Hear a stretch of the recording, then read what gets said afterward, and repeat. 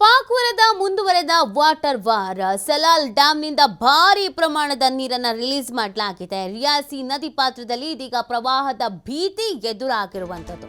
ಪಾಕ್ ವಿರುದ್ಧ ನಮ್ಮ water war ಏನಿತ್ತು ಅದು ಮುಂದುವರಿತಾ ಇದೆ. ಯಾಕಂದರೆ ಮೊದಲೇ ನಾನು ಈ ಹಿಂದೆ ಹೇಳ್ತಾ ಇದ್ದೆ, ಸೊ ಯಾವ್ಯಾವ ರೀತಿಯಾಗಿ ಈ ಕದನ ವಿರಾಮ ಅನ್ನುವಂಥಕ್ಕೆ ಷರತ್ತುಗಳನ್ನು ಹಾಕಲಾಗಿದೆ, ಯಾವ್ಯಾವ ರೂಲ್ಸನ್ನು ಅಪ್ಲೈ ಮಾಡಲಾಗಿದೆ ಅಂತ. ಆ ಪೈಕಿ ನಾವು ರಾಜತಾಂತ್ರಿಕವಾಗಿ ತೆಗೆದುಕೊಂಡಂಥ ಕೆಲವೊಂದಷ್ಟು ನಿರ್ಧಾರಗಳು ಇದುವಲ್ಲ, ಸಿಂಧೂ ನದಿ ನೀರಿನ ವಿಚಾರ ಆಗಿರ್ಬೋದು, ನೀರಿನ ವಿಚಾರ ಆಗಿರ್ಬೋದು, ಇದಕ್ಕೆ ಸಂಬಂಧಪಟ್ಟಂತೆ ಯಾವುದೇ ರೀತಿಯಾದಂಥ ಬದಲಾವಣೆ ಅನ್ನೋದು ಇಲ್ಲ ಅನ್ನೋದನ್ನು ಕೂಡ ಸೂಚಿಸಲಾಗಿತ್ತು. ಅದೇ ರೀತಿಯಾಗಿ ಇದೀಗ ನಮ್ಮ ವಾಟರ್ ವಾರ್ ನಾವು ಏನು ಮಾಡಿದ್ವು ಅದನ್ನು ಮುಂದುವರಿಸ್ತಾ ಇದ್ದೀವಿ.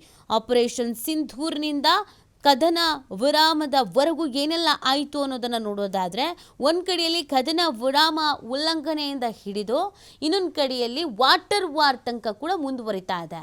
ಸಲಾಲ್ ಡ್ಯಾಮ್ನಿಂದ ರಿಯಾಸಿ ನದಿ ಪಾತ್ರಕ್ಕೆ ನೀರು ಬಿಟ್ಟಿರುವಂಥ ಹಿನ್ನೆಲೆಯಲ್ಲಿ ರಿಯಾಸಿ ನದಿ ಪಾತ್ರದಲ್ಲಿ ಪ್ರವಾಹದ ಪರಿಸ್ಥಿತಿ ನಿರ್ಮಾಣ ಆಗಿರೋದು.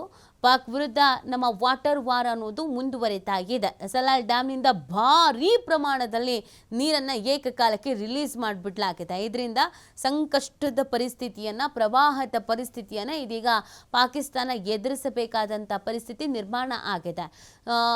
ಕೇವಲ ನಾವು ಸೈನಿಕರ ಮೇಲೆ ಏನು ದಾಳಿ ಮಾಡ್ತೀವಿ ಮಾಡಲ್ಲ ಈ ವಿಚಾರಕ್ಕೆ ಸಂಬಂಧಪಟ್ಟಂತೆ ಮಾತ್ರ ಭಾರತ ನಮ್ಮ ಹೋರಾಟ ಪಾಕಿಸ್ತಾನದ ಸೈನಿಕರ ಮೇಲೆ ಅಲ್ಲ, ನಮ್ಮ ಹೋರಾಟ ಏನಿದ್ರು ಉಗ್ರರ ವಿರುದ್ಧ ಮತ್ತು ಪಾಕಿಸ್ತಾನದ ಕೆಲವೊಂದು ಈ ನರಿ ಬುದ್ಧಿ ಇದೆಯಲ್ಲ ಅದ್ರ ವಿರುದ್ಧ ಅನ್ನೋದನ್ನ ಹೇಳಿತು.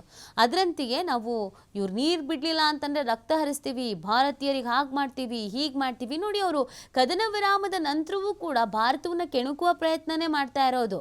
ಭಾರತ ಮಂಡಿ ಊರ್ಬಿಡ್ತು, ಭಾರತ ಸೋತೋಗ್ಬಿಡ್ತು, ಭಾರತ ಒಪ್ಕೊಂಡ್ಬಿಡ್ತು, ನಮ್ಮ ಯೋಧರಿಗೆ ಹೆದರ್ಕೊಬಿಡ್ತು ಅಂತ. ಸೊ ಹಾಗಾಗಿ ನಾವೀಗ ನಮ್ಮ ಶಕ್ತಿ ಸಾಮರ್ಥ್ಯ ಏನು ಅಂತ ಕೆಲವೊಂದಷ್ಟು ನಿರ್ಧಾರವನ್ನು ತೆಗೆದುಕೊಂಡು ಆಲ್ರೆಡಿ ತೋರಿಸಿದ್ದೀವಿ. ಅದನ್ನು ಮುಂದುವರಿಸೋ ಕೆಲಸವೇ ಈ ವಾಟರ್ ವಾರ್.